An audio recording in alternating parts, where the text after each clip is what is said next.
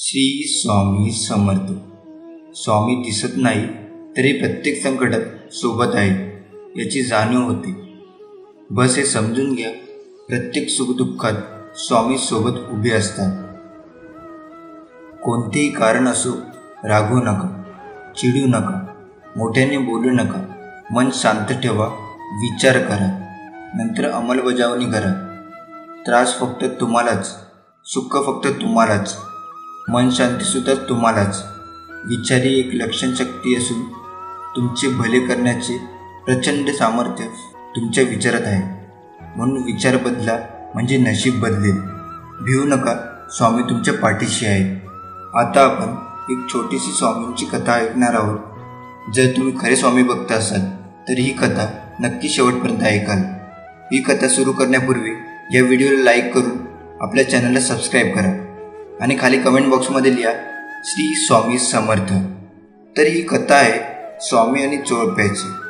स्वामी 3 दिवस उपाशी आहेत हे रिसालदाराच्या लक्षात आल्यावर तो स्वामींना बुधवार पेठेतल्या चोळप्पाच्या घरी घेऊन गेला.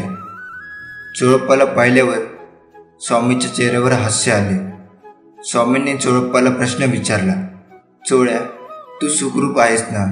तू आमचा पूर्वजन्मीचा प्रिय भक्त रामचंद्र सराफ, आम्हाला ओळखले नाहीस काय? अक्षय वटवृक्ष हे सर्व विसरलास की काय? हे शब्द कानावर पडताच चोळप्पाला पूर्वस्मरण होते आणि तो स्वामींना साष्टांग नमस्कार घालतो. चोळप्पाने येसूबाईला म्हणजेच आपल्या पत्नीला स्वयंपाक करायला सांगतो. चोळप्पाने स्वामींना भरपूर खाऊ घातले आणि त्यानंतर स्वामी चोळप्पाकडे राहू लागले. स्वामी चोळप्पाकडे राहायला लागल्यावर चोळप्पाला धन्यता वाटू लागली. पण चोळप्पाची पत्नी येसूबाई आणि सासूबाई राधाबाई या दोघी सोळे ओळे पाळणाऱ्या असल्यामुळे त्या थोडी धुसफूस करू लागल्या. चोळप्पा हा स्वामीनिष्ठ असल्यामुळे त्याची स्वामींवर निसीम भक्ती होती. स्वामींनी अनेक प्रकारे त्याच्या मंडळींना त्रास देऊन परीक्षा पाहिली, पण चोपळाला त्याबद्दल काही वाटले नाही. चोपळाची आर्थिक परिस्थिती साधारण असल्यामुळे घरातली भांडी विकून चरितार्थ चालवण्याची वेळ आली. पण त्यांनी स्वामींच्या सेवेत जराही खंड पडू दिला नाही. तो सतत स्वामींच्या सेवेत असायचा. अशाच एका दिवशी येसूबाई आणि राधाबाई या दोघी स्वस्थ बसल्या होत्या. त्या दोघांना असं स्वस्थ बसलेले बघून स्वामींनी त्यांना विचारले, हे काय, आज स्वयंपाकाची तयारी दिसत नाही? तेव्हा येसूबाई स्वामींना उत्तर देत विचारतात, स्वामी, घरात जळणारी सामुग्री यातलं काहीच नाही, मग स्वयंपाक कशाचा करू? हे ऐकल्यावर स्वामी बोलले, आधी स्वयंपाकघरात जा आणि अन्नाने भरलेले पात्र घेऊन ये. ते ऐकून येसूबाई आणि राधाबाई स्वयंपाकघरात निघू लागल्या. येसूबाई आणि राधाबाई स्वयंपाकघरात पोचल्यावर त्या दोघींनी पाहिले की सर्व पात्रे सुग्रास अन्नाने भरलेली आहेत. हे बघून त्या दोघी आधी थक्क झाल्या, पण काही वेळाने त्या दोघींच्या आनंदाने डोळे पाणावले आणि त्या दोघींनी स्वामींना खाऊ घातले. त्यावेळी अक्कलकोटात मालोजीराव यांचे राज्य होते. त्यांच्या मर्जीतल्या दाजीबा भोसले या कारभाऱ्याने स्वामींची सगळी हकीकत सांगितली. शिवाय स्वामींचा मुक्काम चोपाळाच्या घरी असून तेथे लोकांची दर्शनासाठी गर्दी होते आणि चोपाळाची आर्थिक परिस्थिती हालाखीची असल्यामुळे समर्थांच्या वास्तव्याच्या निमित्ताने काही मदत करता आली तर पावे असे सुचवले. हे ऐकल्यावर राजाने सरकारी दरबारातून श्री स्वामींसाठी नित्य नैवेद्याची व्यवस्था केली. तरी ते सर्व लोकांना खात्री झाली की स्वामी हे दत्तांचे अवतार आहेत. लोक आता गाणगापुराला न जाता अक्कलकोटाला चोपाळाच्या घरी स्वामींच्या दर्शनाला येऊ लागले. चोपाळा तर सावलीप्रमाणे स्वामीसोबत असायचा, त्यामुळे एकदक्क स्वामींनी अनेक मंडळींना बरोबर घेऊन हिंडव्यास गेले. बरेच अंतर चालल्यावर ते एका निवडुंगाच्या रानापाशी पोचले. निवडुंगाच्या रानापाशी पोचल्यावर सर्व दूर काठी पसरले होते. तेव्हा स्वामी सगळ्यांना उद्देश बोलले, आता आपल्याला यावरून पुढे जायचे आहे.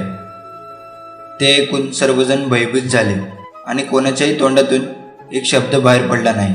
कोणाचीही स्वामीसोबत जाण्याची हिंमत होईना. पण तेव्हा एकटा चोपाळा स्वामीबरोबर चालत गेला. दोघे अनवाणी काट्यावरून चालत होते, पण दोघांच्याही पायाला काट्यांचा स्पर्श झाला नाही. हे पाहून सर्वांना आश्चर्य वाटले. पण तेव्हा स्वामींना चौपाळ्याच्या भक्तीची खात्री पटली. शिवाय चौपाळ्याची निर्भयता बघून स्वामींनी त्याची स्तुती केली. त्यामुळे लोकांना त्यांची असूया वाटू लागली. स्वामी अंतर्यामी असल्यामुळे त्यांनी ते ओळखले. तर मित्रांनो, आपल्याला आयुष्यात काही मिळवायचे असले तर ती फक्त स्वामींची कृपाच. दुसरं काहीही नको, ही एकच भावना अंतःकरणात खोलवर रुजवावी. कारण तीच एकमेव शाश्वत सुखाच्या विसाव्याची जागा आहे. बाकी सर्व अशाश्वत असतं आणि म्हणूनच दुःखदायकही असतं. यासाठी स्वामी मला फक्त तुम्ही हवे आहात अशी तळमळ जीवाला लागली तरच स्वामींच्या अस्तित्वाची प्रचिती येत असते. आणि मग सुखदुःखासारख्या क्षुल्लक गोष्टींची बाधा स्वामी आपल्याला होऊच देत नाही. कारण स्वामी माऊली म्हणजे साक्षात दत्तमूर्ती. दाय म्हणजे देणारा सर्व काही. आपल्या भक्तावर प्रेमाने लुटवणारा कृपा सिंधूच आहे तो. फक्त आपली अढळ निष्ठा आणि अनन्य प्रेम हवे माऊलीवर. स्वामी म्हणतात, फक्त तू कोणाला फसवू नकोस. मी आहे तुझ्या पाठीशी, तुझी फसवणूक होऊ देणार नाही. अडचणी आयुष्यात नव्हे तर मनात असतात. ज्या दिवशी मनावर विजय मिळवाल त्या दिवशी आपोआप मार्ग निघेल. जी लढाई तू खेळतो आहेस मनाशी, त्यात तुला मार्ग दाखवत असणार. मी भिवू नकोस, मी तुझ्या पाठीशी आहे. जीवनात सगळ्याच गोष्टी वाईट घडत असतील, एकही गोष्ट आपल्याला पाहिजे तशी होत नसेल तर रडत नाही बसायचं. कदाचित तुमचं काम करण्याची पद्धत चुकीची असू शकते. फक्त तेव्हा एकच गोष्ट लक्षात ठेवा, जर बाकीचे करू शकतात तर मी का नाही. मला माहीत आहे तुम्ही हे पूर्ण करू शकता, कारण तुमच्यात तेवढी क्षमता आहे आणि जिद्दसुद्धा. आता तुम्ही चालू केलेली शर्यत तुम्हीच संपवायची आहे, कारण लोक इथे तुमच्या हारण्याची वाट बघत आहे. असं म्हणतात की काळजी करणारी माणसं मिळायला भाग्य लागतं, पण अशी माणसं आपल्याला मिळाली आहेत हे समजायला जास्त भाग्य लागतं. विश्वास ठेव, अरे जो माझा हात पकडतो त्याला कधीच कोणाचे पाय पकडण्याची गरज भासत नाही. कोण म्हणतं स्वामी दिसत नाही. स्वामी तर तेव्हा दिसतात जेव्हा कोणीच दिसत नाही. भगवंताचे स्मरण ठेवून कर्म केल्याने त्याला काय हवे तेच आमच्या हातून घडेल. परीक्षा पास होण्याकरिता जसा अभ्यास करावा लागतो तसं भगवंताचे प्रेम वाढण्याकरिता अभ्यास करणे जरुरी आहे. यासाठी जे जे काही मी करीन ते मी भगवंताच्या साक्षीत्वाने करतो आहे ही जाणीव मनात ठेवून करायला पाहिजे. स्वामी मार्गात येणं सोपं आहे, पण कठीण आहे ते म्हणजे या मार्गात टिकून राहणे. आपण स्वामी सेवा करतो, केंद्रात येतो ते स्वामींच्या इच्छेने व टिकून राहतो ते स्वतःच्या पुण्याईने. आपल्याला दुखवणारे वादळवारे जोरात वाहत असतात, पण घाबरायचे कशाला. आपल्याला आश्रय देणारे स्वामींचे मंदिर आपल्या हृदयातच आहे. स्वामी म्हणतात, तुम्ही किती सत्यनारायण पूजा करा, पण व्यवहारात सत्यता नसेल तर मदतीला नारायण कधीच येणार नाही. स्वामी भक्त हो, जीवनात किती संकटरूपी नागाने तुम्हाला दक्ष करू द्या, त्याच्या विषाचा तुमच्यावर काहीच परिणाम होणार नाही. तुमच्या केसालाही धक्का लागणार नाही. भिवू नकोस, मी तुझ्या पाठीशी आहे या वाचनावर विश्वास ठेव. बाळा, निराश होऊ नकोस. चमत्कार हा शेवटच्या क्षणापर्यंत होऊ शकतो, कारण या ब्रह्मांड नायक स्वामींना अशक्य असे काहीच नाही. स्वामींचा हा आशीर्वाद प्राप्त करण्यासाठी माझी स्वामी आई कमेंट बॉक्समध्ये टाईप करा. तुझी जीवन नौका किती मोठ्या संकटरूपी वादात अडकलेली असू दे, थोडा धीर धर. काही अंतरावर तुला स्वामी समर्थ नामाचा किनारा मिळाल्याशिवाय राहणार नाही. जीवनात फार गंभीर बनून जगू नका. हे विश्व करोडो वर्षापासून आहे. कित्येक आले आणि कित्येक गेले. कोण वाचून कोणाचे काहीच सांगत नाही. जे व्हायचे आहे ते होतच राहणार. या जगात आपले काहीच नसते, त्यामुळे काही गमावल्याचे दुःख करू नका. स्वतःच्या मोठेपणाचा अहंकार बाळगू नका. सर्वांशी प्रेमाने राहा. मरण हे सत्य आहे, ते सर्वांनाच येणार, पण त्याचे भान ठेवून जगावे माणसाने. जगण्यातला प्रत्येक क्षण जिवंत करून.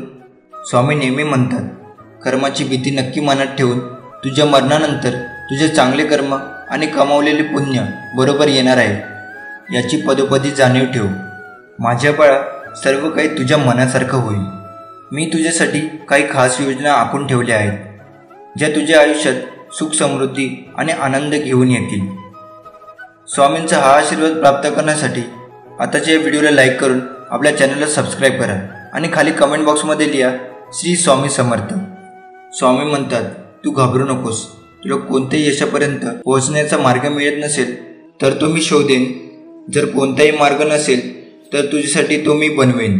तुमच्या आयुष्यात किती संकटे आली तरी थंड राहा आणि माझ्यावर विश्वास ठेवा. कारण संकटात जो स्वतःला शांत ठेवून संकटावर मात करतो तोच खरा माझा स्वामी भक्त. तुझे दुःख, त्रास, वेदना सुखात बदलतील आणि तुमच्या मार्गातील अडथळे चमत्कारात बदलतील. तू फक्त माझ्यावर विश्वास ठेव आणि तुझे कार्य करत राहा. माझ्या बाळा, मी जे करतो ते तुझ्या चांगल्यासाठीच करतो, तुझ्या रक्षणासाठीच करतो. म्हणून जे झालं त्याबद्दल विचार करत बसू नकोस. जे झालं ते चांगल्यासाठीच झालं. स्वामी म्हणतात, मान्य करणे कठीण आहे तरी बदल हा होणार आहे. प्रथम तू ज्या चुका केल्या आहेस त्या सर्व स्वीकाराव्या आणि स्वतःला माझ्या स्वाधीन करावे.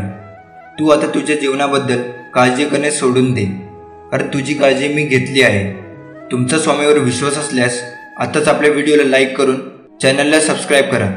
जीवनात वेळ कशीही असो, वाईट किंवा चांगली, ती नक्कीच बदलते. पण चांगल्या वेळेत वाईट कामं करू नका, जेणेकरून वाईट वेळेत लोक सोडून जातील. या जन्मावर, या जीवनावर खूप प्रेम करावे.